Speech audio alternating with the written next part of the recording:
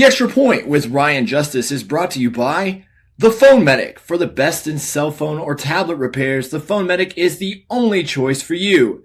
The Phone Medic also offers gaming PCs, laptops, and consoles for both gamers and everyday users. Visit one of the Phone Medic locations in Amarillo or Canyon today. And by Macaulay Made. Whether you're looking for a custom cap as the perfect gift or to represent your small business with a high-quality hat, Bobby McCulley has you covered. Wear what Ryan and Andy wear. Wear something that's Macaulay Made. The official cap of the Extra Point. Hello, football fans. Welcome to the Extra Point with Ryan Justice.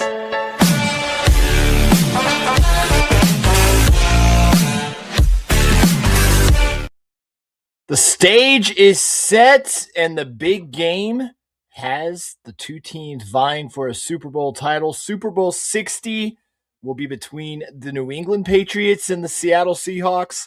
Man, I cannot believe we are already at the end of the season. What a conference championship week we had. We got a lot to cover. We got the Extra Point Awards tonight. But first off, guys, hit that like, share, and subscribe button. Let everybody know. We want to get to that 500 follower page.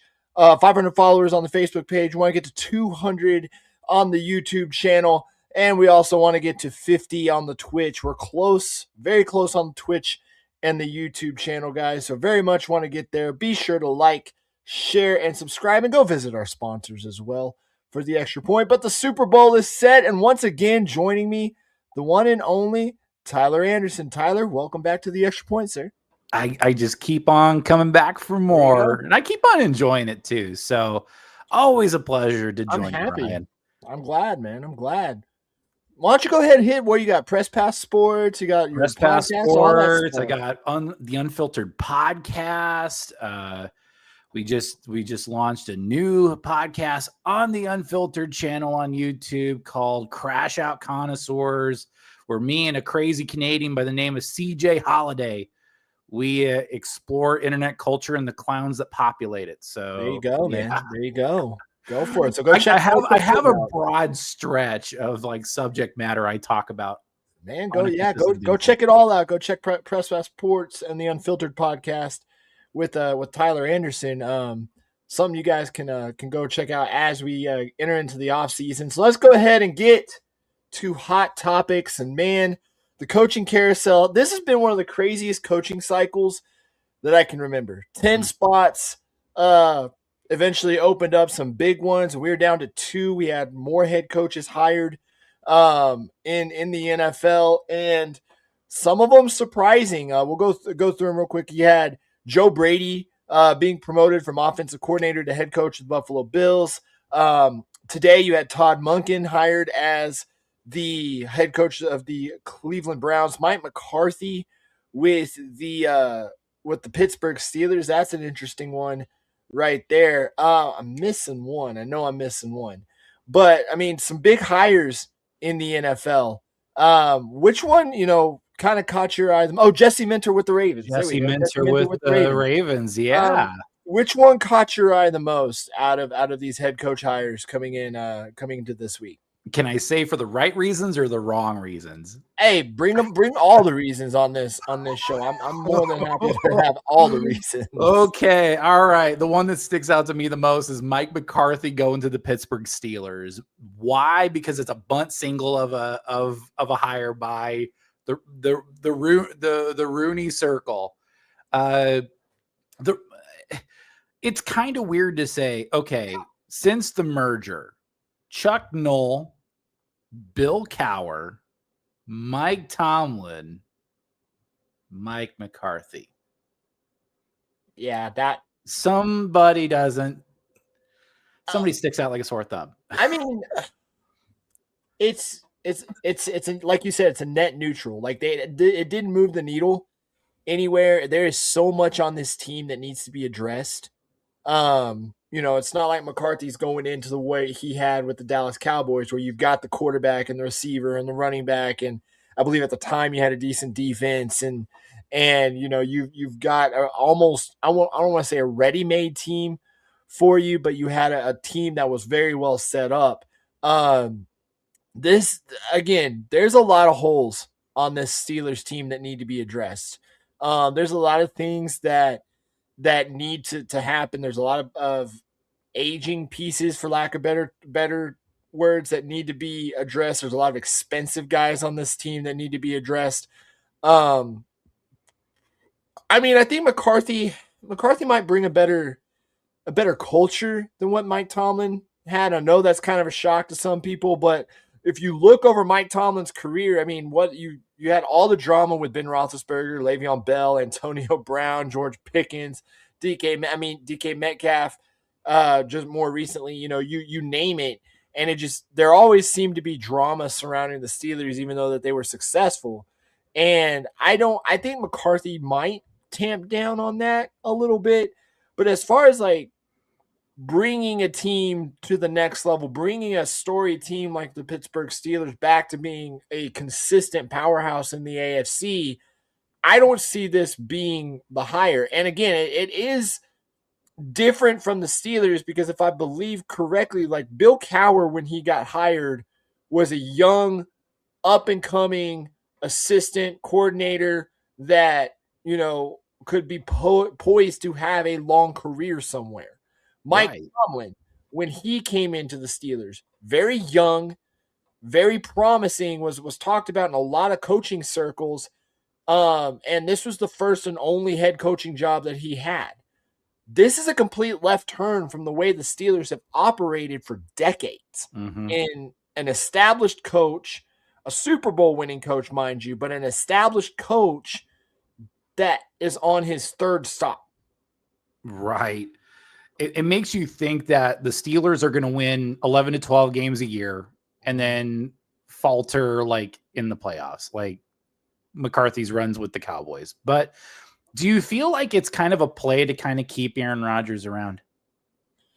See, that's weird because I hear that narrative and I hear people talking about that.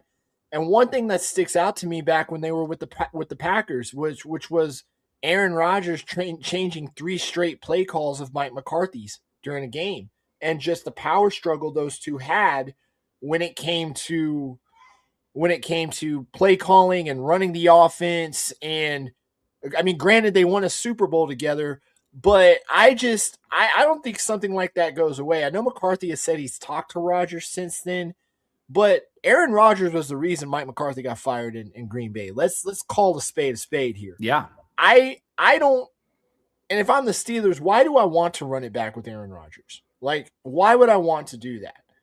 And when I mean, there's young guys out there who are backups on teams right now who probably could come in and play very well for you. I'm looking at Davis Mills with the Texans. I'm looking at Malik Willis with the Packers.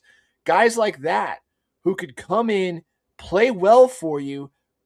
I mean, I don't know if they'll get you to a Super Bowl or not, but it's better than rolling Aaron Rodgers out there who, while, yes, he can still throw, I feel like, he's the tread's off the tires with him. So, I mean, I just kind of shrugged my shoulders at it. Like, we've seen what Mike McCarthy can be. Maybe this I don't want to believe this with the Steelers because they've been just kind of the beacon of stability in the NFL for a long, long, long time. But I could see this being the start of the Steelers going through a cycle of head coaches. Sure.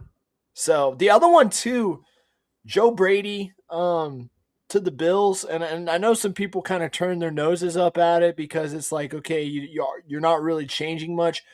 Joe Brady has been a name in head coaching circles for a long time, for a while now.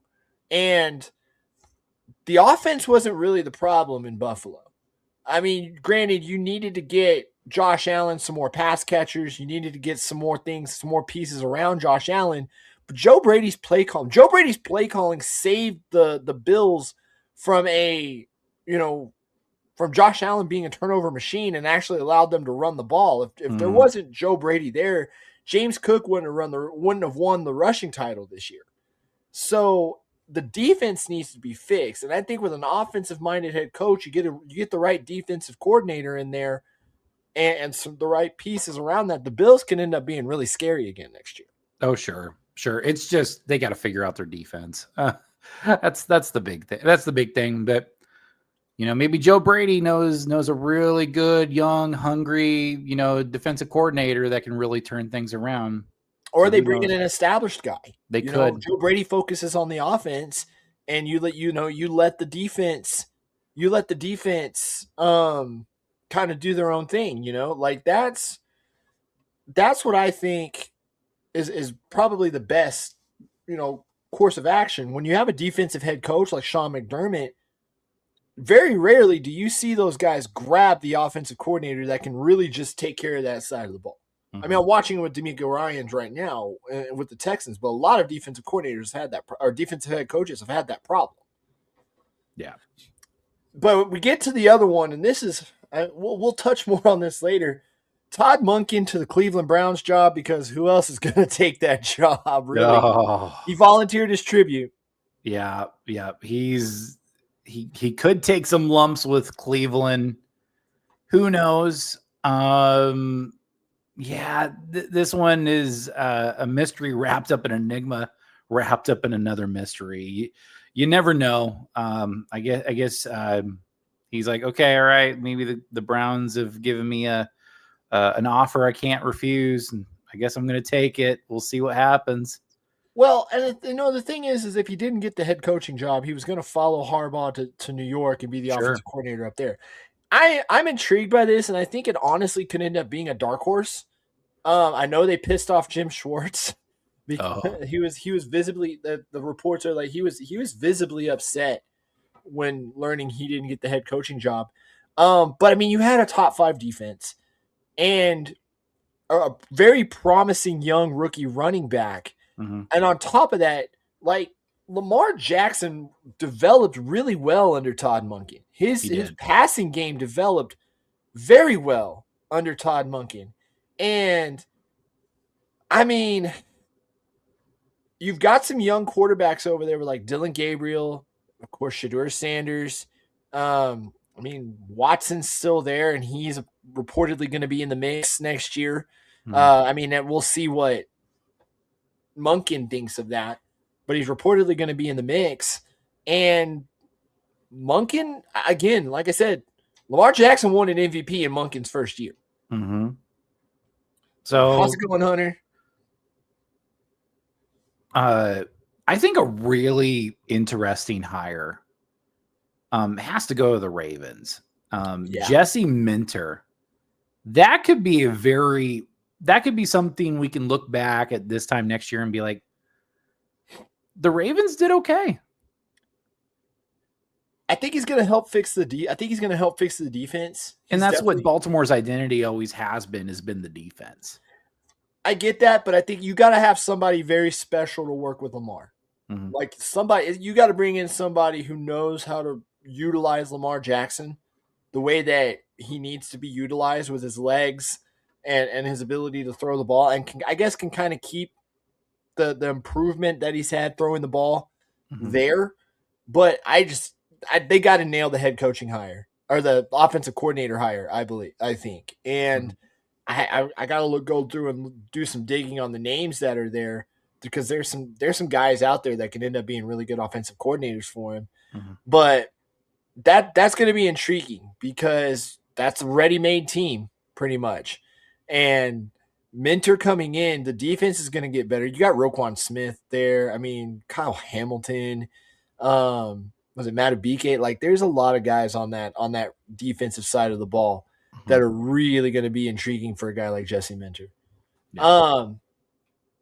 Well, those are the guys that got hired. The Jets fired everyone. They cleaned house again? Cleaned house. Offensive coordinator, defensive coordinator, passing game coordinator, quarterback coach, run game coordinator. I mean, they fired everyone. They cleaned out the entire coaching staff for the New York Jets. Save for Aaron Glenn. Except for Aaron Glenn. Wow. And I think this is, they said that they were going to keep him around, but this is wholesale. This is the biggest wholesale change in the NFL this entire coaching cycle. I mean, they got to nail it. Like but nothing worked. Your defense had 0 interceptions last year, 0. And the worst part of it is they still have Aaron Rodgers on the books. They still have Sauce Gardner on the books, and I believe Garrett Wilson is there on the books too. And this is they got all the draft picks from the Sauce Gardner trade, but this is a mess. I think as of the last, at least the last several years, when hasn't the New York Jets been a mess? I think Saleh's first year. Okay. They were competitive. That was that year that you had both teams in New York that you're looking at going, oh, okay. That could be interesting. But, that could be interesting. It'd be so painful to be a Jets fan. Oh, I feel so bad to be Jeff Pearlman. I mean, I know a couple of Jets fans, and you could tell like it's one of those things. Like you could tell they've either done some substances in their career or they're a Jets fan. Sometimes it's very hard to tell the difference between them. I mean, it's all the teams you had to pick. You just had to. Hey, it's like some people were like, "Hey, I was born into this. Like, I didn't choose this. This life chose me." Being a Jets fan. I didn't choose the Jets life. The Jets. I want to quit you, but I can't. And I mean, we'll see. Like, I think Aaron Glenn will make a good head coach. Cleaning house. I mean, the Lions cleaned house. Like the Lions cleaned house this year too with the coordinators. I mean, the Commanders did it, not to this extent, but you had those teams that cleared house and they're bringing in new guys. It's going to be interesting to see who Aaron Glenn brings in to fill those roles. So now here we go. This was the hottest topic. This one dropped yesterday. This has been the hottest topic in the NFL since it dropped. We're getting to awards season. We're getting towards, of course, Super Bowl season, which means we're getting to Hall of Fame season. And the biggest news was yesterday was Bill Belichick, not a first ballot Hall of Famer.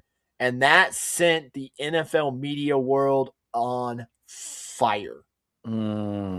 See, like I saw a post where you don't want to make too many jokes about, what goes on off the field, but Belichick waited X amount of years for, the hot trophy wife or the hot trophy girlfriend. He can wait one more year to go into the Hall. I mean, well, there's so much drama surrounding this. I mean, you've got the Bill Polian thing where it's like, hey, Bill Polian lobbied very hard for Bill Belichick to miss out on a year and not be a first ballot Hall of Famer. You've got, this is kind of crossed over. Like you've got LeBron James weighing in on Bill Belichick not being a first ballot Hall of Famer. A lot of players are calling out the Hall of Fame. You've got Jimmy Johnson saying he's never attending the Hall of Fame again after this. It's a little extreme.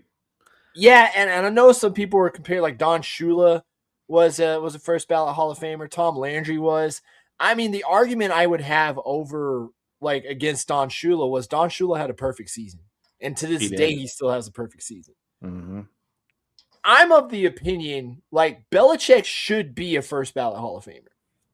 All the other stuff aside, I know some people are citing Deflategate, Spygate. Guys in the chat, if you agree with this or not, let us know in the chat. But Deflategate, all that stuff aside, the man still won 6 Super Bowls, plus another 2 with Bill Parcells. Yep. And that alone is first ballot Hall of Famer. You got 8 rings, man. But I get the other side of this too. Belichick didn't treat the media well. Belichick has kind of a trail of bodies strung about in his coaching. He's got a closet full of skeletons. Yeah, and just some of the decisions that he made, personnel wise, coaching wise, the teams that he put on the field, making a splitting offensive coordinator duties between a defensive coordinator and a special teams coordinator. Some of the things that he did post Brady, I think hurt him. I think hurt him a little bit.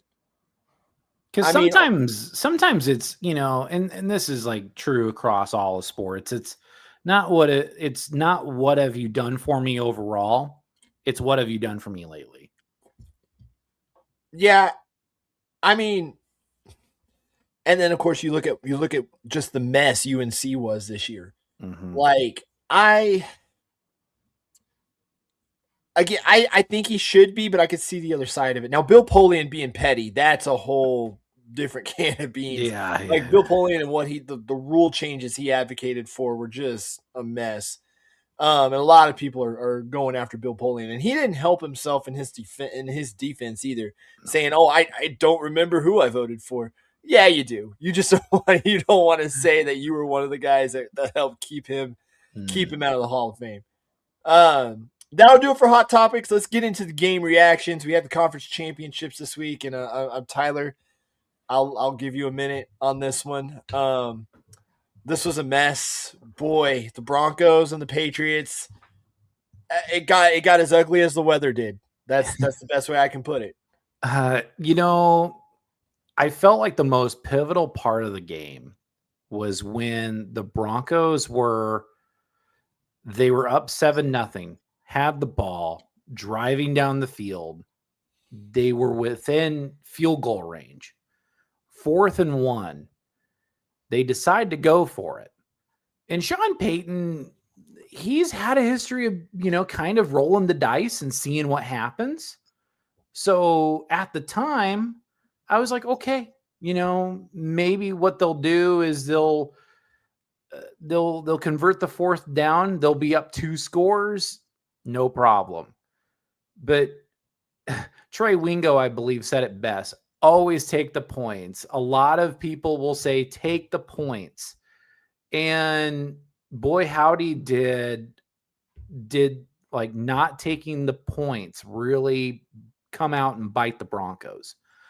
Because it felt like, and with the weather coming in like it did, it felt like it was ominous. It was like, because, you know, the Broncos of old, they would have embraced that kind of weather. They would have ran the football. They would have ran it down your throat, made you enjoy it. Where, I mean, I was getting frustrated watching this game as the snowstorm continued to move in, because if the Broncos would have just pounded the ball and let the offensive linemen work and start winning the line of scrimmage, and let the running backs work, even though, you know, yes, your best running back is on the shelf. Usually running backs love it because, you know, the offensive linemen are starting to wear down that defense, and they're starting to find holes, and they were opening up holes in the running game when they were employing the running game. So it wasn't like it was bad, but of course they had to try to get too cute, which that's the NFL these days. They want to try to get too cute. They wanted to do screen passes. Then they got desperate, and then they wanted to throw downfield, and receivers were dropping balls. And you know, it was very frustrating. And you know, I was just like, okay, you know, it's not completely Jarrett Stidham's fault. He actually had a really fantastic first drive, and then he just kind of died the rest of the way. But when the weather gets bad, usually football teams resort to running the ball, running the clock, owning the line of scrimmage, and then you win the war of attrition. The Broncos did not do that. And then now a lot of people are saying, okay, well, you know, if you had to kick that field goal, that would have been a 2-score game. You could have protected the lead. However, or at the very worst, it could have went to OT. And then you might have done something, because towards the end of the game, the defense has got better. Like especially the Denver defense got better as the game went, especially as the storm started coming in. They were starting to feel that energy. Bad thing was the offense sputtered, and it was like one of those old-timey cartoon cars. Is like, you know, and just and then just dies. And the Jarrett Stidham interception, That's why clean are flips, by you the way. throwing up into a snowstorm? But again, I will take off my hat to the Patriots. They went through a really nasty weather game with the Texans, came out with a win there, and then they came out of, they weathered the snowstorm, and eliminated the Broncos. However, I feel like this is a blessing in disguise because, like, I do see the silver lining, because without Bo Nix, and it shows like how important Bo Nix is to the Denver offense. It makes you think, well, if the Broncos had troubles with Stidham, imagine what it would look like 2 weeks from now. I'd rather feel heartache in the AFC title game and have no dog in the fight than be all invested and be like, this might be the year. And I've doubted them. Now they're proving me wrong. Don't give me hope. Hope is so dangerous.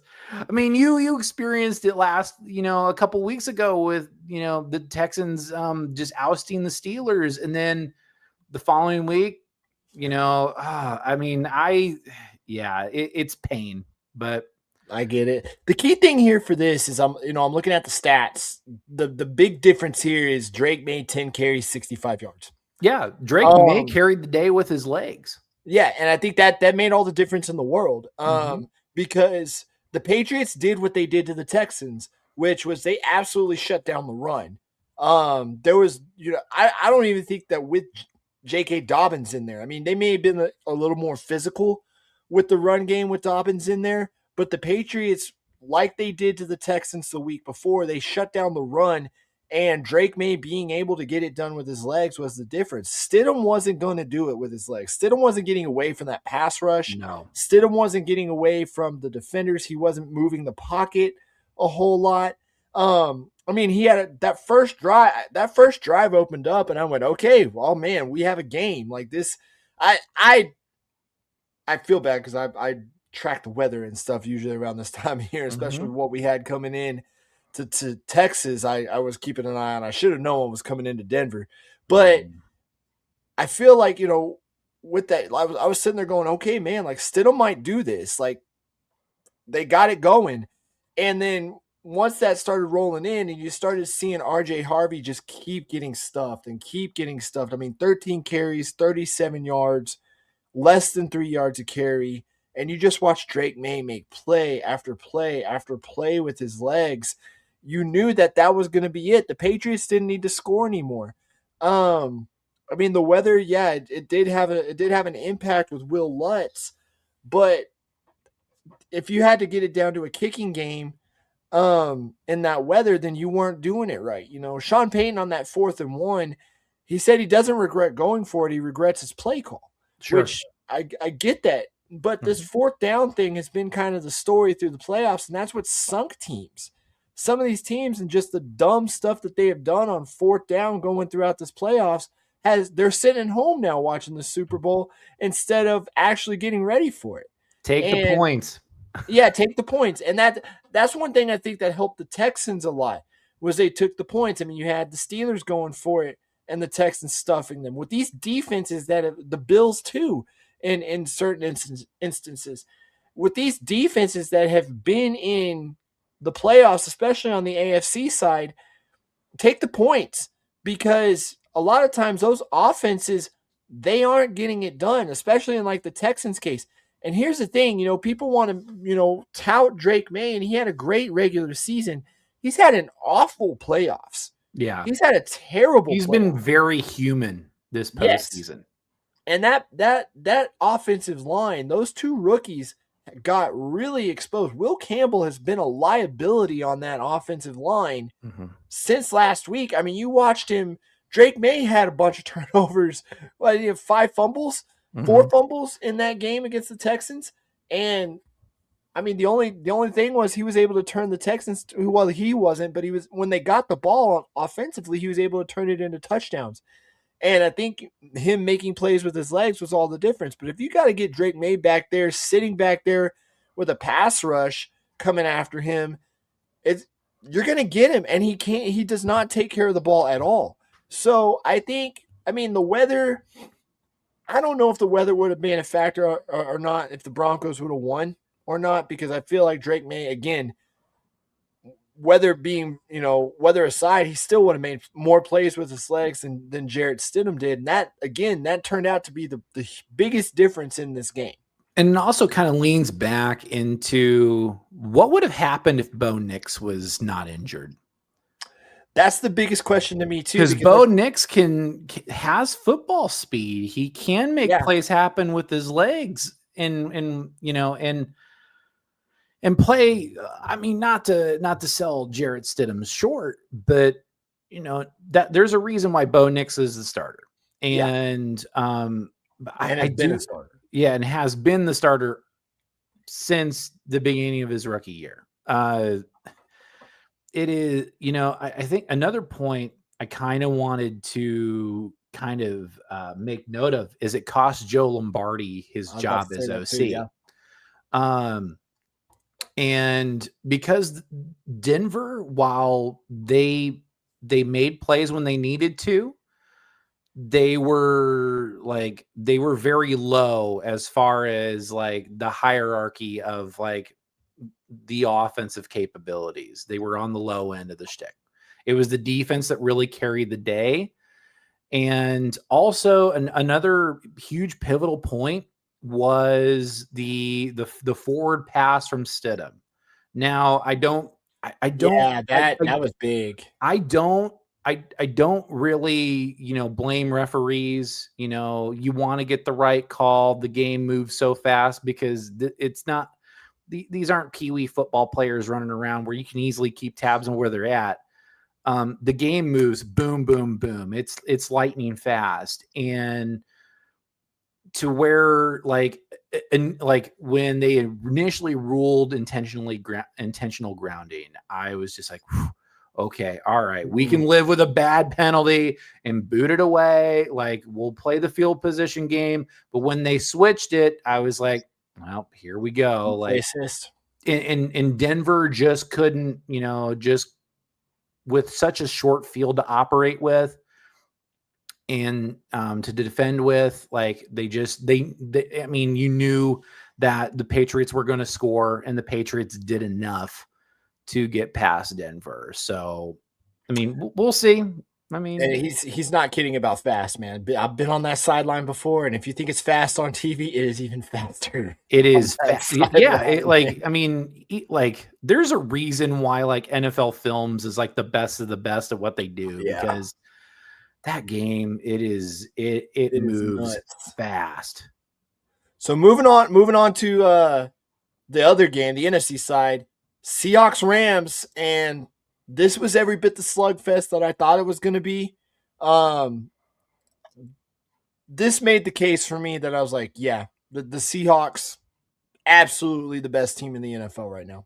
Yeah, absolutely. 100%. Sam Darnold isn't seeing ghosts anymore. No, far from. Although I will say this about the Rams, even though they came up short. What a game for Matt Stafford, dude. He's the MVP. Like, spoiler alert, we got the extra point awards coming. I'm deciding between him and Myles Garrett to be the MVP, and it's a hard choice. It's very hard. But no interceptions, 300 some odd yards. It's a good number. A fantastic performance. It's just the defense just kind of let down the offense at the wrong time. Those corners, I mean, that the corners have been susceptible all year. And if I'm the Rams looking at what do I need to fix on this defense, you gotta get the corners. I mean, JSN just had a day. Like, Jackson's 153 yards from Jackson Smith-Njigba, averaging 15 a carry. And of course, you had the big play from Shaheed too, but like JSN has just been on point all year. And that is, I mean, what can I say? Like that's see. I here's the thing: is like I'm still not crazy scared of Seattle's defense. They're not a big sack team. Stafford only got sacked once. And they haven't really been a big team that generated sacks all year long. Mm-hmm. They're gonna need to, I think, against Drake May. They need to create some havoc, especially with the way that left side of the offensive line is played. You got to get back there, especially because you get back there to Drake May, and there's a good chance he's fumbling the ball. Yep. Stafford didn't. He played about as clean a game as you could get, and I mean, I think another unsung hero in this one was Kenneth Walker. His stat line's not really going to pop, but man, he has made in this playoffs. He has made some big runs in key moments the entire playoffs for the Seahawks. And that's what championship teams are made of. Just, either great defenses that can, they can bend, but they don't break, and a great running game. And when you have a great running game, it's a tale as old as time. When you have a great running game that opens up things for your quarterback, like the play action, opens up the screens, it opens up the receivers. It really opens up the entire playbook when you have a great offensive line and you have good running backs that can really help set the tone for the game. Here's the crazy thing about Seattle is like their big runs come in key moments. They're 11th in rushing this year, between Walker and Charbonnet, and they've lost Charbonnet, so it's all you're seeing like what Kenneth Walker can do. Mm-hmm. As far as the Rams go, like again, I think they got some pieces that they really got to look at. The corners, I would look at. Puka Nacua, again, had a monster game this one too. 165 yards. Of course, Adams helped out too with 89 of his own. I think that's probably, man, that might be the best receiving duo in the league. Like that right there might be the best receiving duo in the league. But I think if you can just get better in the secondary, you can't let Jackson Smith and Jigba average 15 yards a catch. You just can't do it and expect to win. I know they've got a great pass rush, but that you've got to lock down the pass, especially in the division that you're in. I know the Niners have some things to figure out, but you're playing these guys twice a year. Yeah. And and on top of that, you don't know if Stafford's going to be back. I mean, the retirement talk is going to be there, but they gotta get better on the corners. So, do you feel like, before we move on, do you feel that the rubber match had something to do with it, because the Rams did win both meetings during the regular season? They split. Oh, did they split? That's right. Split. Okay, so I was gonna say, like, if either way, I mean, I think this was probably gonna belong to the home team anyways, or. Yeah. No, because they played each other close, both those games. I believe it was like 3 points. So it could have went either was the difference. Yeah, that really could have gone either way. This to me was a crown jewel in the resume of Clint Kubiak. Okay. Like, as an offensive coordinator, like if you're, which he's in some talks for head coaching jobs. I mean, there's only 2 open now. And a lot of people are thinking he's going to the Raiders, where he gets a brand new, shiny rookie quarterback. A lot of people are saying, like, this is the stamp game for Clint Kubiak, and the way that he is called, like, all season. Like, you look at the way he called against that defense and some of the things that he was doing with Walker and JSN, and just some of the plays, some of the just throws that Sam Darnold was getting. I mean, that was the difference in having a great offensive coordinator to go out there and out-duel Sean McVay the way that he did. Like, that to me was huge for Seattle. Was huge. Mm-hmm. So, moving on, that'll do it for the game reactions. Announcement time. We announced this last week, but our Super Bowl finale will be live from R&R Bar in about 10 minutes after the game in Amarillo. It'll be our first on-location show. We got a prize to give away. We'll be raffling off a brand new iPad courtesy of our friends at the Phone Medic of Amarillo. Thank you again, Gabe, for that. We'll have plenty of stuff for you guys to get out there for that. Come hang out. Come watch the Super Bowl. Come react to the Super Bowl at R&R in Amarillo. Shout out to Ronnie. You guys go and visit the R&R bar and catch the Extra Point live after the Super Bowl. And before we get into 3 Up and 3 Down, we want to shout out to our sponsor, the Phone Medic of Amarillo. The Extra Point with Ryan Justice is brought to you by the Phone Medic. For the best in cell phone or tablet repairs, the Phone Medic is the only choice for you. The Phone Medic also offers gaming PCs, laptops, and consoles for both gamers and everyday users. Visit one of the Phone Medic locations in Amarillo or Canyon today. Yeah, I know. I fumbled the words going into that. I watched you live, Tyler. I watched you. I'm not judging. A lot of steel chairs. I was just gonna say probably during the Super Bowl, you and I are probably gonna have like our notepads out and we're gonna be like scribbling. Yeah, I mean, shoot, I've got a procedure the following day. I can't. It's not like you can hang out and partake. Yeah. So, but hey guys, be sure to like, share, and subscribe. Sound off in the chat. Represent your team. Let us know if you agree with us or if you think we're complete idiots. But sound off in the chats. But it's time to go 3 up and 3 down. This is kind of where I hand out my best of for the week, and then our worst of for the week. So first up on the up list, we go with the Los Angeles Chargers, and I say that because they got Mike McDaniel as their offensive coordinator, and I think this is the role that is perfect for him. Next year, they're going to have both of their starting tackles back, a healthy Justin Herbert, Lad McConkey. Hopefully Quentin Johnston learns how to catch for them. Maybe Keenan Allen comes back. You got a really good rookie tight end and a really good rookie running back that are going to be going into their second years as well. Arrows pointing up for Los Angeles. And believe it or not, one of my friends who is a Dolphins fan because she loved Mike McDaniel. She's probably throwing all of her Dolphins gear in the trash and ordering Los Angeles Chargers stuff just because of Mike McDaniel. He's got this effect on the ladies. So yeah, he's not only attractive for NFL teams, he's attractive to the lady folk as well. But this is a big win for the Chargers. You're getting somebody that's really kind of in their element with the offense, and you're working with one of the better quarterbacks, even though Herbert has yet to really get over that playoff hump. I think this makes the Chargers just a little more different. I mean, just a little more potent, a little more dangerous, just because, and hats off to Jim Harbaugh and the Chargers. Liquid LA is what Urinating Tree loves to call them. To be like, okay, all right, we want to we need to up the ante.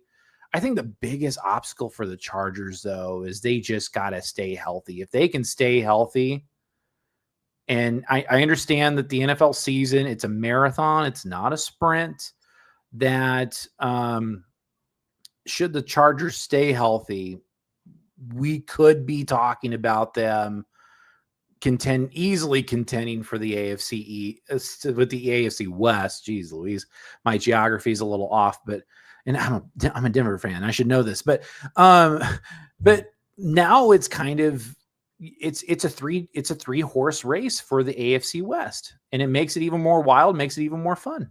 I mean, yeah, this to me puts the spotlight on Justin Herbert. I mean, it shines bright because you've got a bona fide offensive coordinator now, and I get health issues and stuff like that, but you've got a guy who can mitigate or navigate those issues now and has been innovative with his offensive play calling, and he's taken a team to the playoffs on his own. I mean, this is a guy whose offense once put up sorry to bring this up. This is a guy whose offense once put up 70 points. So, I mean, this, I think if Herbert doesn't get it done with Mike McDaniel as his play caller, you've got to start having real serious conversations about where he falls in the pecking order, what his ceiling really is. Because right now, excuses aside, it could be Super Bowl for Justin Herbert. But it has to be Super Bowl or bust for the Chargers at this point. I think so too. I really think so. Because I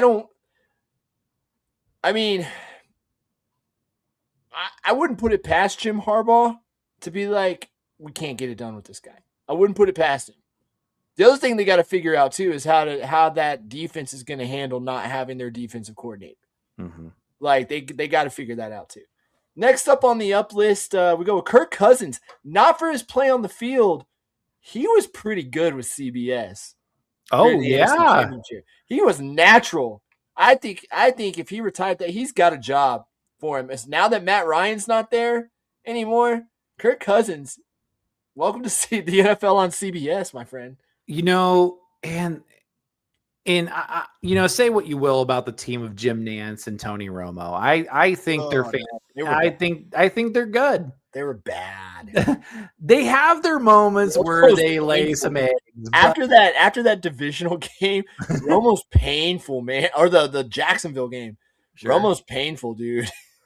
But can you see like in the future where, because like Greg Olsen I think it just shows you that NFL players, there's a life after football, especially. Oh, yeah. I mean, it's no longer, like the longest yard where, Cap Rooney is trying to tease being an announcer or an analyst, and his wife is like, you need to keep playing as long as you can. It's still a great movie, but I do think that, yeah, Kirk Cousins, he handled himself masterfully. He was putting on a clinic, and he was doing so. It almost seemed natural for him. Oh yeah. And he was such a natural guy when it came. Even during his early days with the Washington Commanders, he was a soundbite machine, and people like hung on every word that he would say. He was great quarterback too. Yeah, and like I would look forward to, is it Ian Eagle? Iron Eagle, yeah. Iron Eagle. Hey, no, don't take him. Or is it? I think he's the one paired with JJ. Don't split them up. They're the best. Like they like him and JJ. That should be the A crew. Like I'm not gonna lie. Like if it were me, I would take Romo and move him to the studio, and put Kirk Cousins with Jim Nantz. With Jim Nantz, I think that could be really interesting. That could be very interesting. Don't split up JJ's team. They are killing it. Okay, fair enough. That's fine with me. I don't work with that crew though, so I mean, gotcha. That'd be cool though. Although I couldn't work if I was on CBS. I don't know if I could work a JJ game. I would. Oh, you'd faint. I've got a signed helmet from him, and I'm like, oh my god. And that's after being in the booth with like Brady. Like that's done that. Cool. He dapped me up too. Little feather in the cap. He also dabbed up a good friend of mine in Clint Brakebill. So there we go. Yeah, there you go. All right. So this week's top of the mountain for the second week in a row goes to Seattle, man. I mean, it's just well deserved. They're the most like. I know this is cliche, and you hear this a lot, and you hear this a lot throughout the season. But Seattle right now, after that game in the NFC, they look like the most complete team. They have been all year. That there have been so many ups and downs for Seattle, and they have weathered every single one of them going into the Super Bowl. Every single one of them. And what's crazy is that I do feel like the future is bright for Seattle.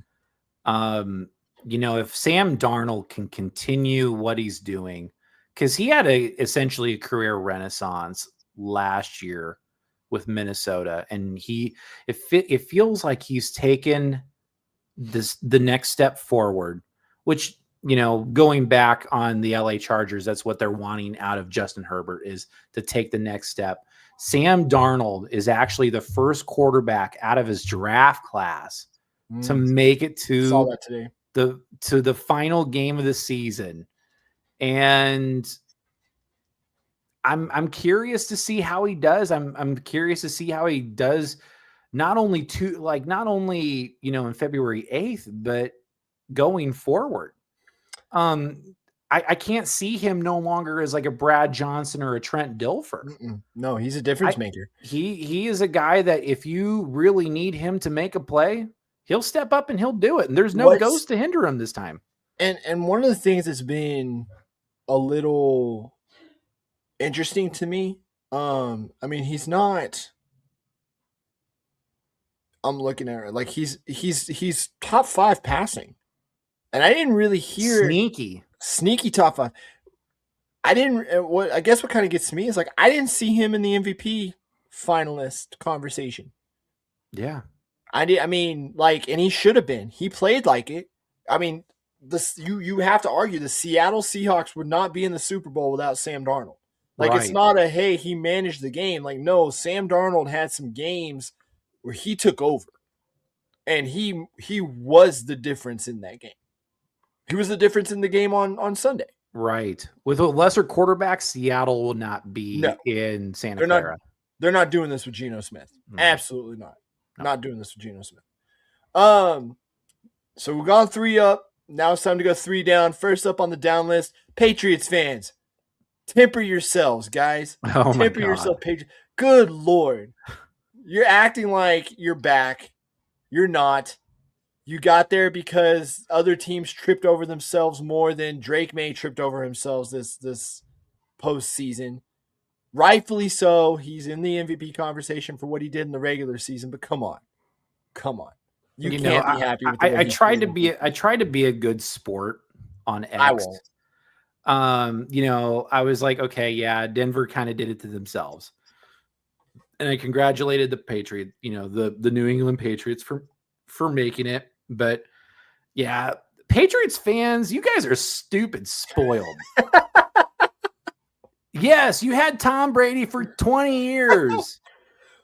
Well, and then you add fuel to the fire with the whole Belichick thing this week, and it's just like, God, they were unbearable going into the Texans game, and now they're even more unbearable going into the Super Bowl.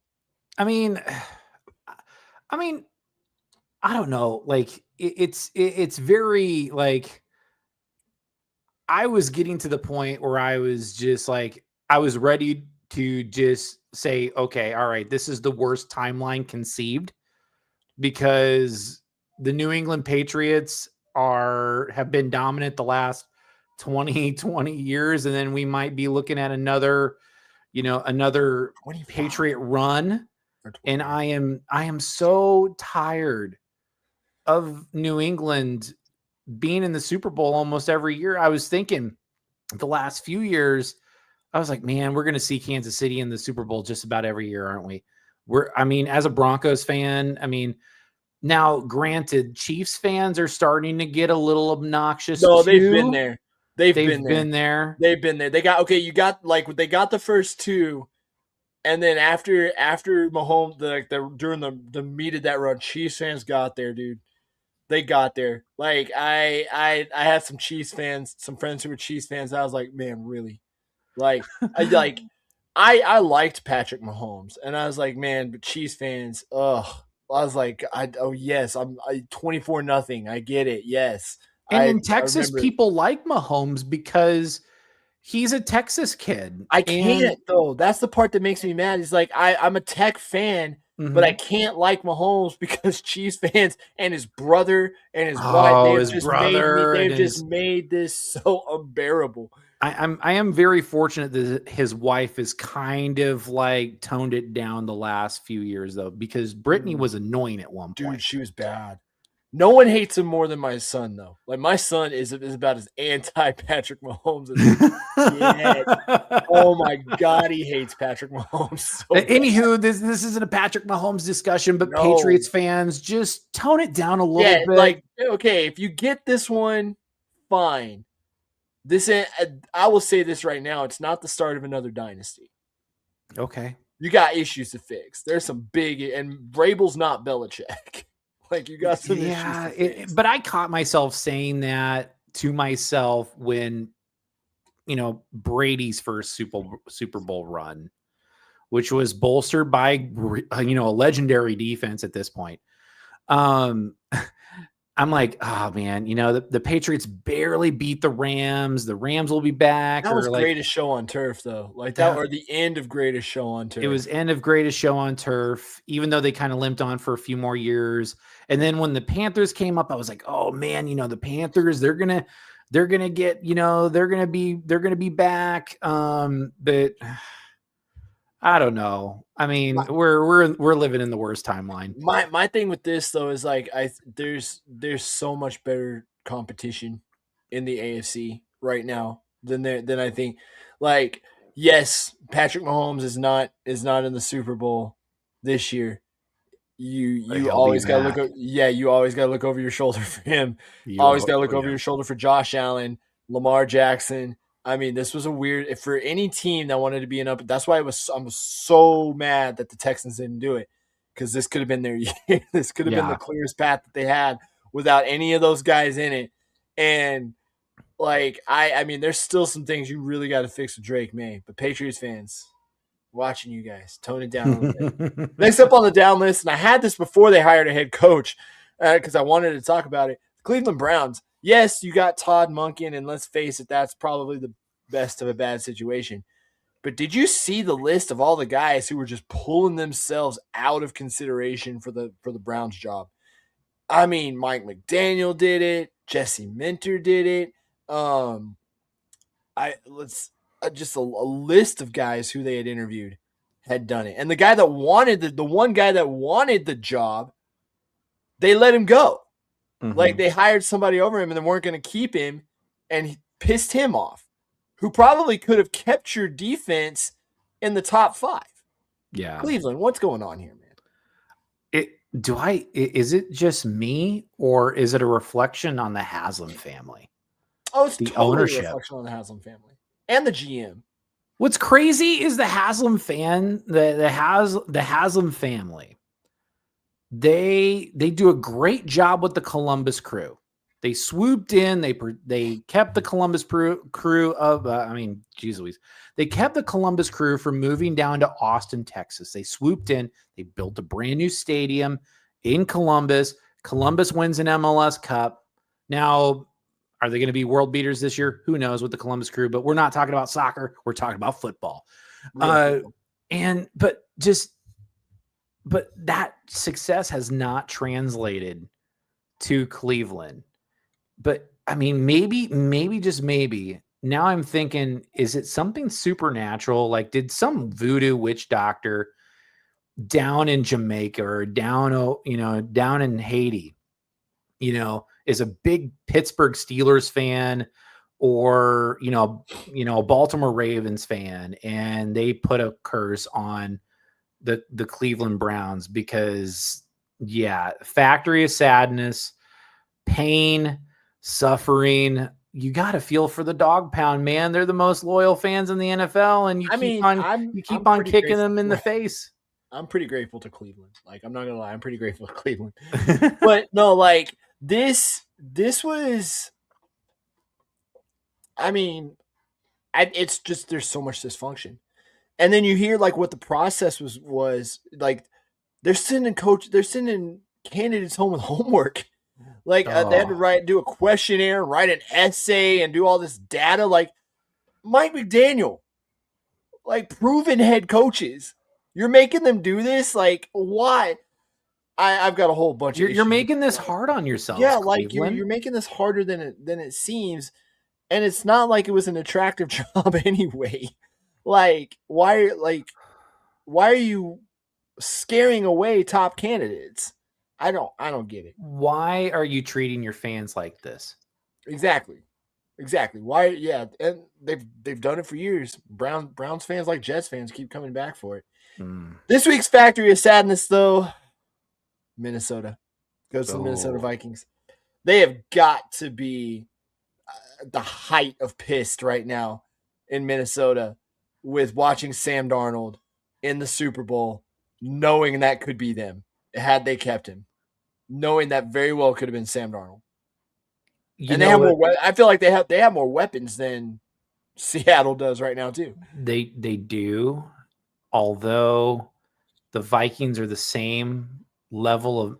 I don't know what's worse, being consistently bad year in and year out, like the Cleveland Browns, where if you make it to a playoff game, you're just so elated. You don't know what winning feels like.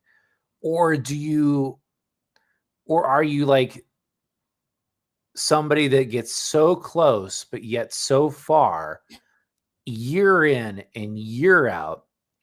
And it's really not even, it's because the Vikings chose JJ McCarthy over Sam Darnold. And, at the time it was like, okay, Darnold had a really good year. We could get some assets for him. We can get some things that can help out our team. It wasn't really that expensive. Yeah. And it wasn't much to keep him around.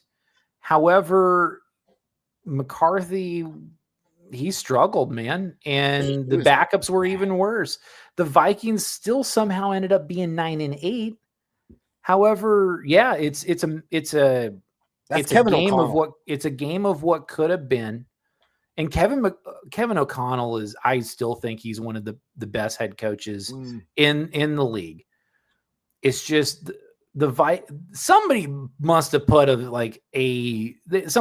curse on the Vikings too, because since their inception in 1961, they've gotten close, but they've always been the bridesmaid, but they've never been the bride. And well, here's the thing. Here's the crazy thing too. Is like it hurts because I like the Vikings too. So the Vikings, they got a cool stadium. Well, here's the thing is they had Daniel Jones on their roster last year too. Mm-hmm. He was a backup. He's backup, and like my thing was like, okay, if you didn't want to keep Darnold, why not keep Daniel Jones? At least have him be there to push McCarthy. Because you saw the year that he had, or the year that he was having in Indy before he got hurt. Yeah. Yeah. If you didn't want to pay Darnold that money, why not at least keep Daniel Jones around? And I don't know, but it's like Vikings fans are hurting. Vikings fans are really hurting. Vikings, I feel you. I know you guys should be sad. Yeah.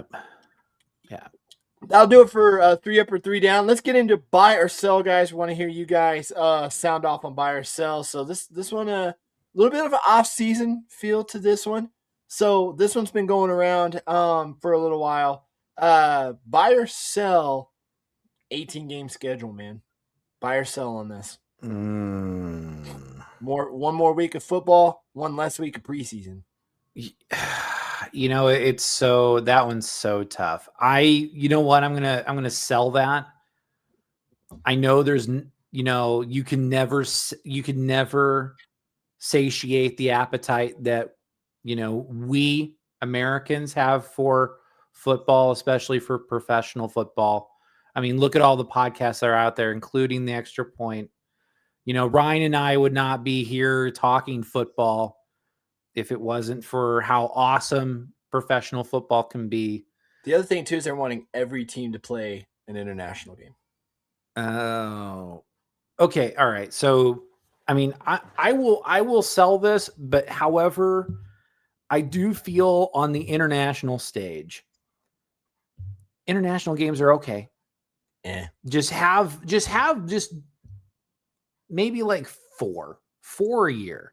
Which I like football. I don't want to wake up that Sunday's a day that I get to sleep. Yeah, let Ryan sleep in on a Sunday. I hate having to get up and be at one start. Like, don't get me wrong, some of the games have been great. I hate.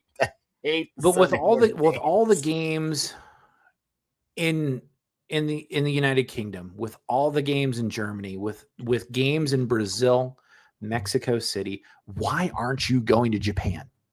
They have.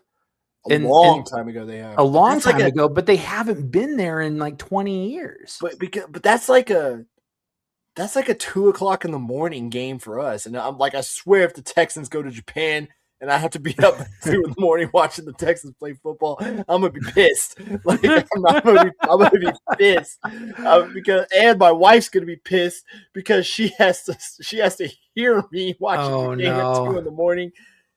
Yeah, No, I get that don't pain. put that evil on me. I'm thinking, macro, not so much the micro, but yes, please do not forsake your fans. There's a reason why, it's become America's game. There's the documentary series. It's America's game. It's football, but yeah, I'm going to sell it just because the league already has good things going for it. Please do not make it to where we get sick of football, because you can get to that tipping point. Yeah, trust It's me, already year round. It's this already is a year round. grind. This is a grind. Man. I buy the 18-game schedule on one condition. Just the 18-game schedule. Screw the international stuff. Sure. I buy the 18-game schedule on one condition. I would buy it if they had 2 bye weeks. If they went to 2 bye weeks. So it'd be like it'd be like the Canadian Football League. So you're given you're given 2 Well, bye they used to have 2 bye weeks. Okay, yeah. The league used to, I think it was before going into the 90s, they had 2 bye weeks, and that was with 16 games. Mm-hmm. I would do 2 bye weeks. I still want 3 preseason games, but get rid of the extra week for the Hall of Fame game. The Hall of Fame game doesn't need its own standalone week and forcing another team to play an extra preseason game. No. Get rid of get rid of the separate, it can have it. So if you want to just hold it on that, have it be the standalone game on that opening Thursday for the preseason. Okay, that's fine. And then you have all the other games to fill out the weekend. There doesn't need to be a week between the Hall of Fame game and the rest of the preseason. Have that be the thing that kicks off the week.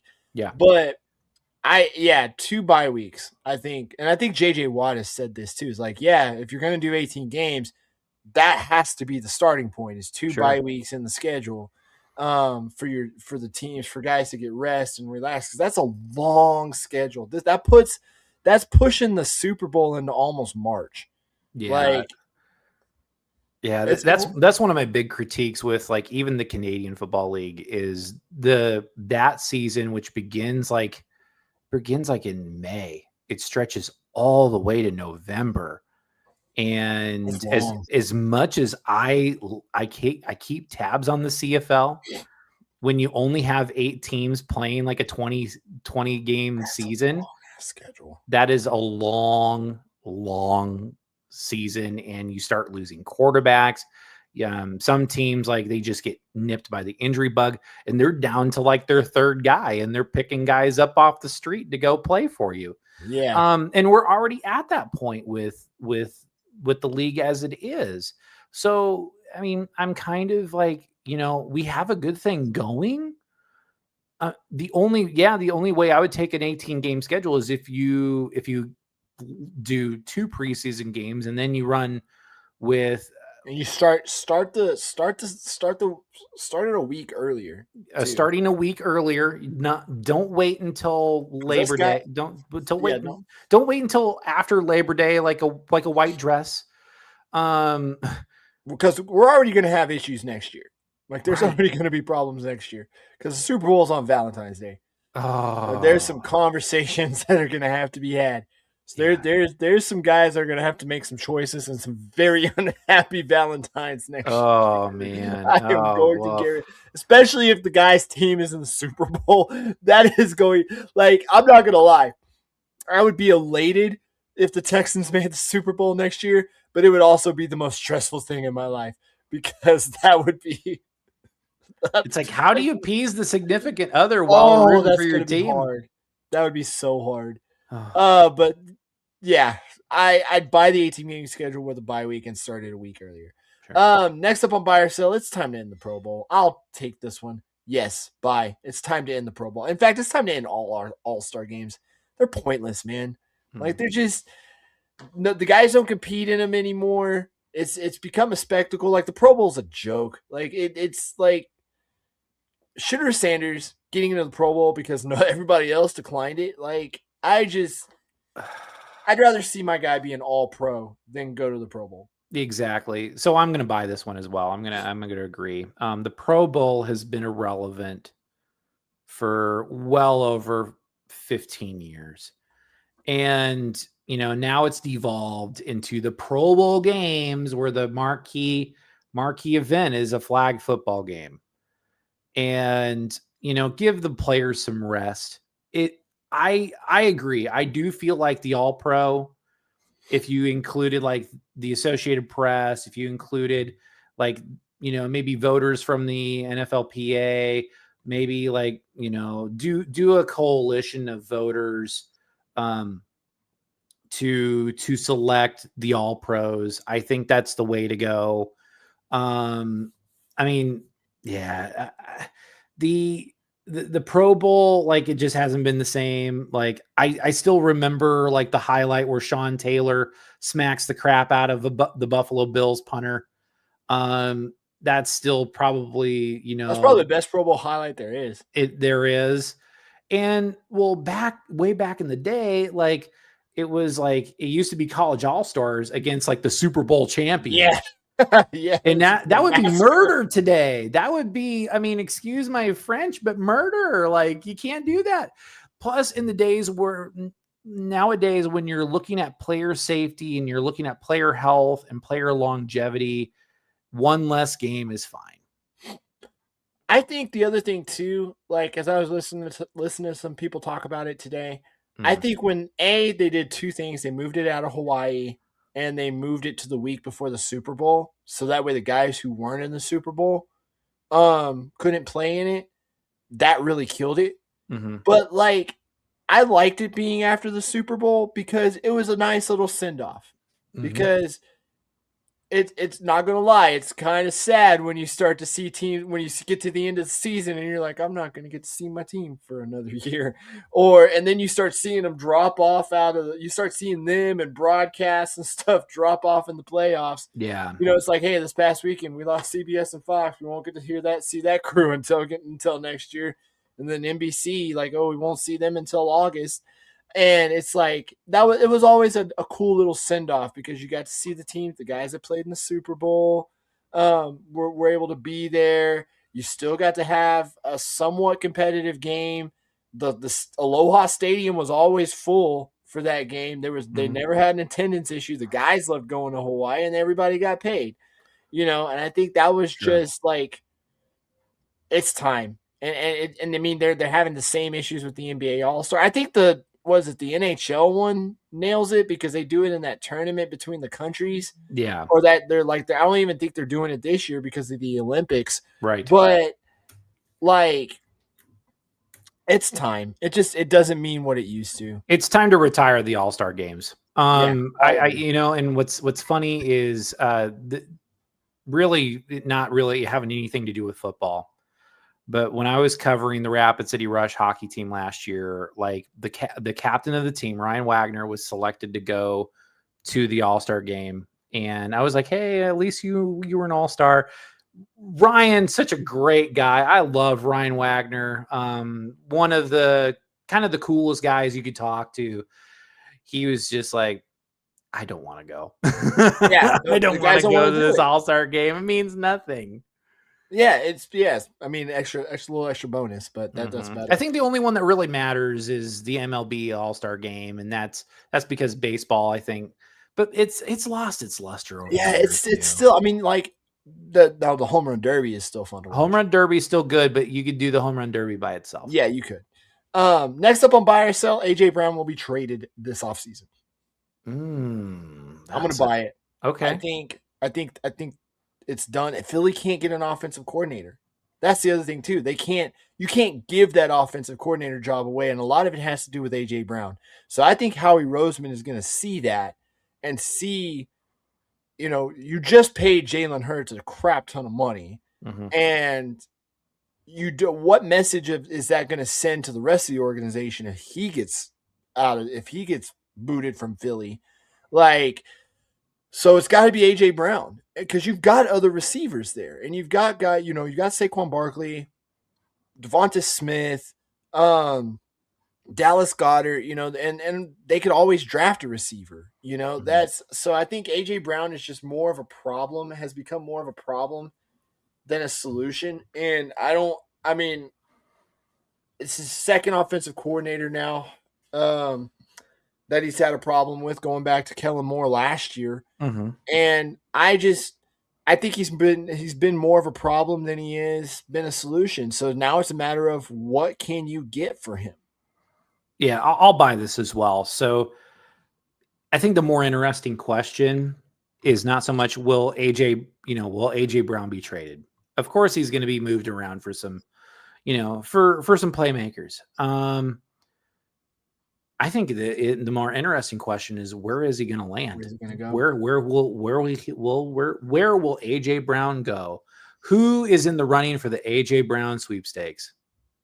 You know what I'm being honest. You know what being honest. Just because they like to attract these type of players, I want to hear it. I totally could see him going to San Francisco. Oh, I work with Kyle Shanahan. I totally could see him. I mean, honestly, if they wanted to trade problem receivers, Brandon Ayuk for AJ Brown, like I straight totally trade. Could see it. Yeah, well, I mean, you know how GMs are. They're going to throw some picks in sure, try to sweeten the pot, make it look like they came out on the end. But I could see, although, like, would Philly want to trade it to San Francisco, knowing they might have to see him in the playoffs, like, or ship him to Buffalo? Like, I mean, Buffalo could be a good choice. You know where the land of misfit toys always seem to go to? They always seem to go to the Raiders. I can see the Raiders like maybe making a play. It just depends on. They got the cap space. They have the cap space. It just depends on who they, because of all the teams that are left, the Raiders and the Cardinals are still searching for head coaches. And I know that's going to probably be figured out within the next few weeks. No doubt about it. But I do feel like... I think the Raiders are just waiting for after the Super Bowl. Oh, sure. Absolutely. Waiting for a Clint Kubiak or, whoever. Whoever's name decides to pop up. They won't go Josh McDaniels again. No, not again. No. They won't retread old tires. No. Even with Josh McDaniels is kind of damaged goods at this point because he failed not once but twice as a head coach. 3 times. Because he abandoned the Colts. Oh, right. So that's why I always say Josh McDaniels is this generation's Norv Turner. Even though Norv Turner was more of he was a better head coach. He was a better head coach than Josh McDaniels. Yeah. Oh yeah. Like head and shoulders better head coach than Josh McDaniels. Oh yeah. But I mean, yeah, maybe the Raiders, but I mean, because that could give a Fernando Mendoza somebody to throw to as well. It could also be a bad influence on Fernando Mendoza. It could. It could be a real bad. I mean, they need a lot. Yeah, I mean, the Raiders need so many pieces. Although I see a guy like Max Crosby not putting up with that crap, putting up with some AJ Brown stuff. Good on you, Max Crosby. Good on you, Max Crosby, if he's even there. Yeah. Finally on Buy or Sell, Phillip Rivers for head coach. He did interview for the Buffalo Bills job. I did see that. And was actually being taken seriously in consideration. So he's a head coach at a high school, which is I know the skill level is way different, but buy or sell Phillip Rivers as a head coach in the NFL?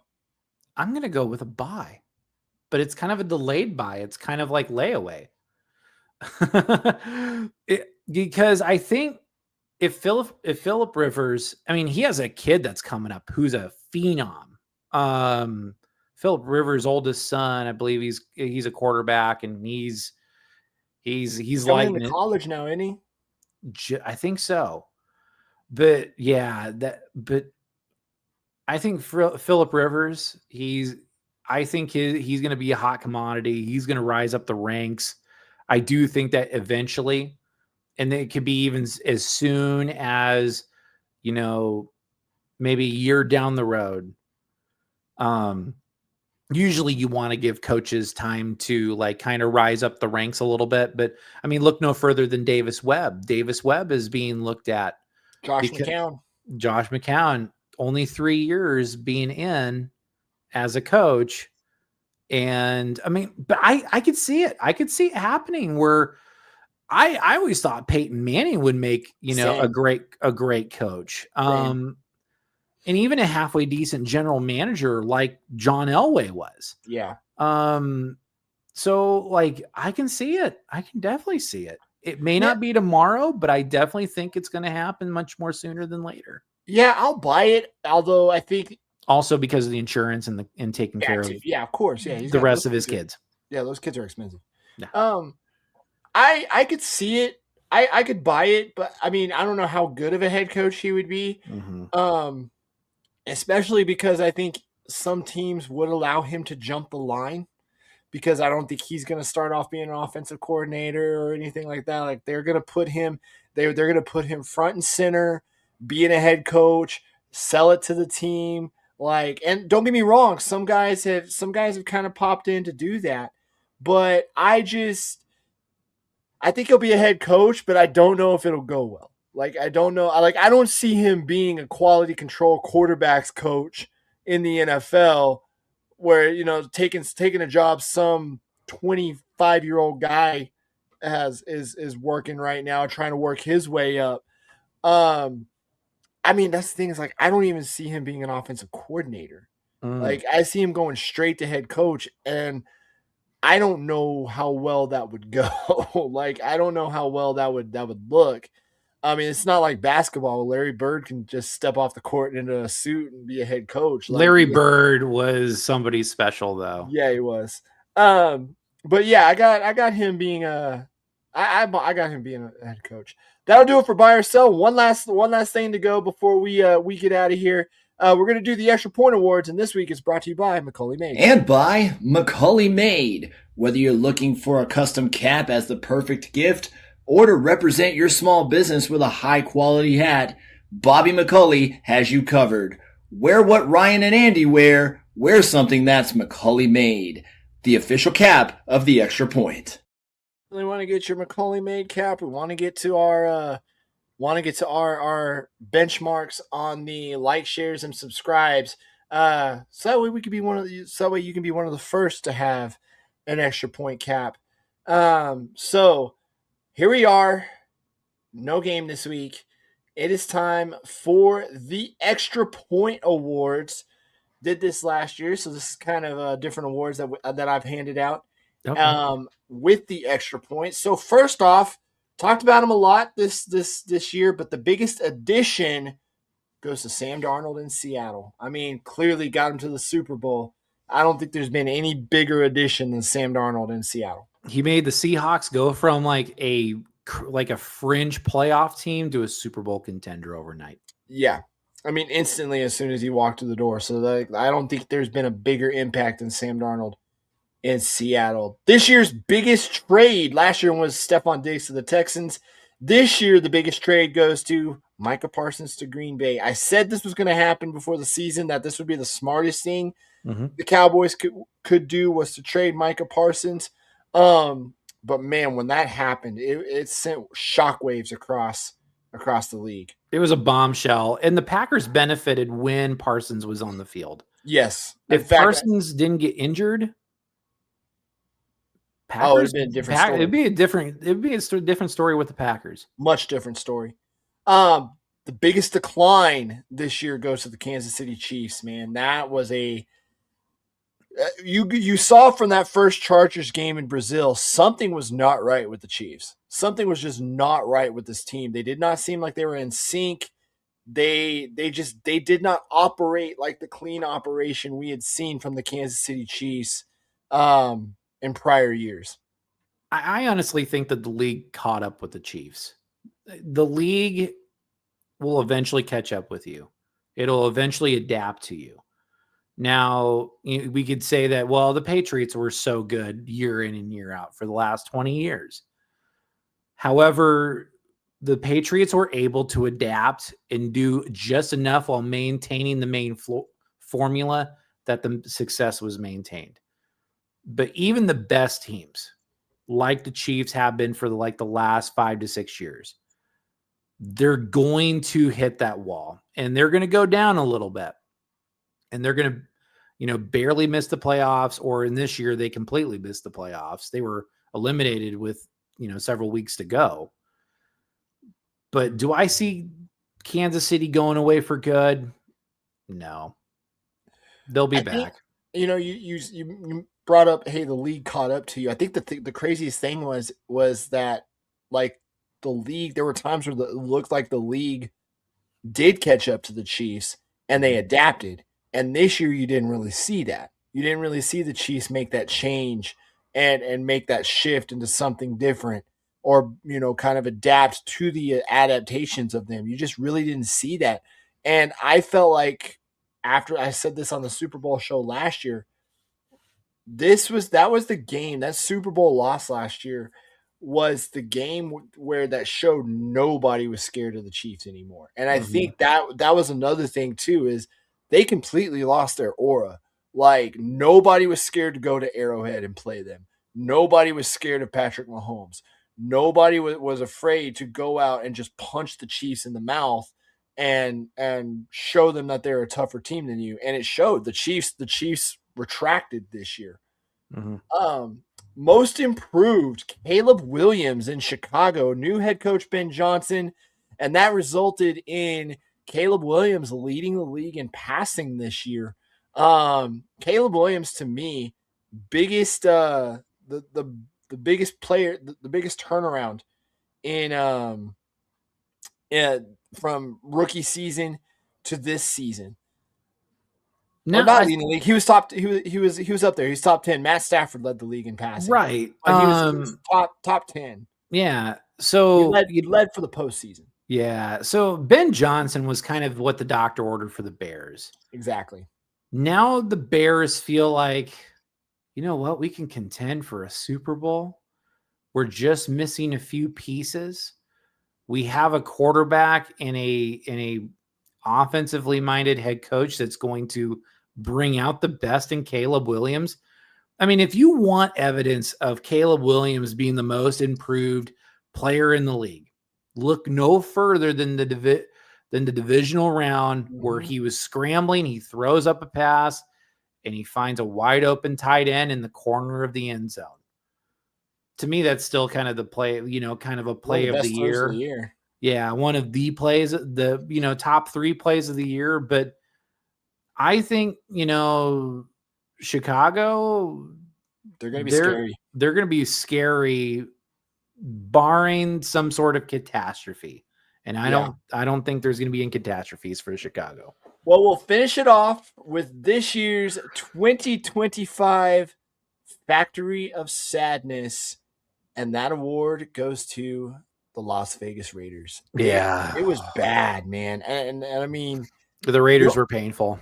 Yeah. And I couldn't just narrow this. I couldn't just narrow this down to like Pete Carroll or Geno Smith or John Spytek or Tom Brady. Like, no, this was a top to bottom failure for this year. And like there was, I mean, they beat the Patriots in week 1, and you're looking at the Raiders going, okay, Pete Carroll, but it was all downhill from there, because this was just abject failure across the board. It's one of those instances where they peaked at week 1. Oh yeah. And week 1's a liar. So like week 1 is you do not want to judge a season based on week 1 alone. No, definitely. Especially like the Super Bowl is a great example. Both these teams started 0-1 to open up the season. But yes, this year's 2025 Factory of Sadness going to the Las Vegas Raiders. Hopefully next year with Mendoza and Ashton Genty and a new head coach. Hopefully they can keep Max Crosby around and healthy. Brock Bowers another year. There's positive things there, but all of that got covered up this year, which is how absolutely atrocious the Raiders were. The Raiders need to hit home runs in the draft. Yes, they do. And they got plenty of cap space to do so, to get free agents as well. So it could be, hopefully, a quick turnaround for you Vegas Raiders fans. Well, that'll do it for this week's version of the Extra Point. Next week, we will be getting you ready for the big game. Seattle and New England, a rematch of the 2014 Super Bowl. Of course, we all remember that, the interception at the goal line with Malcolm Butler when they could have just run it in with Marshawn Lynch. I mean, this is some redemption. hopefully for Seattle fans and Patriots fans looking for another notch on the belt and claiming some the top of the mountain as far as Super Bowls go, all for themselves. Right. So I have a really fun story related to the last Super Bowl. I was going to college. I was sitting with two really awesome college friends.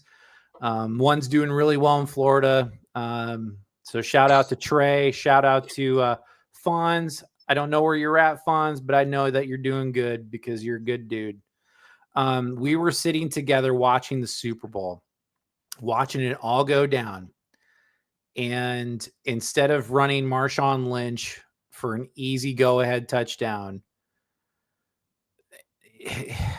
it was the kind of the beginning of the end for, like, you know, Pete Carroll, Russell Wilson, all those guys. And I remember when the Malcolm Butler interception happened, and Trey his reaction was immediate. They got greedy. Oh yeah, they got greedy. It's like, hey man, they got greedy, man. They got greedy. But wasn't that? I mean, I still hold that to that day, because what Trey said was gospel. And I think this time around, like, I'm not going to pick just yet, but I do think Seattle fans are going to have not so much revenge, but redemption on their minds. And New England, you know, every time that there's when they are right, if there comes a point where they are right there on the goal line about ready to get on the touchdown, that is going to come up. Just give it to Kenneth Walker, right? Just give it to Kenneth Walker. Hopefully they learned their lesson from last time. I just, you know, I really just want the Super Bowl to just be a great game. It really sucks when it's a dud and it's over by halftime, and then the only thing you're really looking forward to is the commercials. So I'm crossing my fingers. I'm hoping Ryan and I are at the edge of our seats, notepads ready, and we're ready to go. But until then, we'll see. We'll see. We got one more show to go to. We got one more. We got two more shows after this. Two more for this season, guys. Again, thank y'all for joining us tonight. Be sure to like, share, and subscribe. Next week we will be previewing the big game. Our second round of the Extra Point Awards, and those will finish up on the night of the Super Bowl. So, and where we will have all the reactions, the giveaways, and all that stuff. So join us at R&R if you are in Amarillo. Join us at R&R for Super Bowl Sunday. But for Tyler, I'm Ryan. Guys, thank y'all for joining the Extra Point tonight. Until then, goodbye and good night.